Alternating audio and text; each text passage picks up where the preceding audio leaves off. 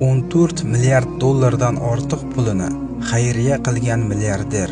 Tasavvur qiling, bir kishi butun boyligini jamg'arib, keyin uni boshqalarga hadya qildi. Bu inson Sulaymon al-Rojihiy.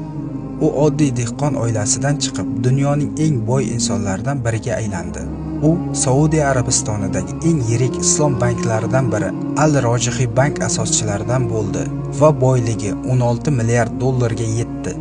Lekin u o'z boyligiga emas, xayriya qilishga oshiqdi.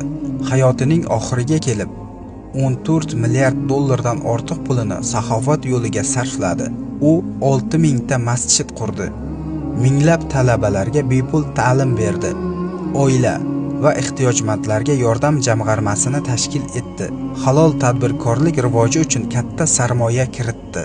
Sulaymon al-Rojihiy nafaqat pulini, balki dehqonchilikdan kelgan daromadini ham xayriya qilgan.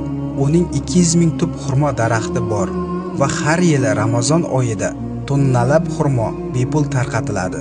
U shunday derdi: "Boylik sinov. Uni to'g'ri ishlata olsang, haqiqiy g'olib sen bo'lasan. Bizda milliardlar bo'lmasa ham yaxshilik va mehr ulashish imkoniyati bor."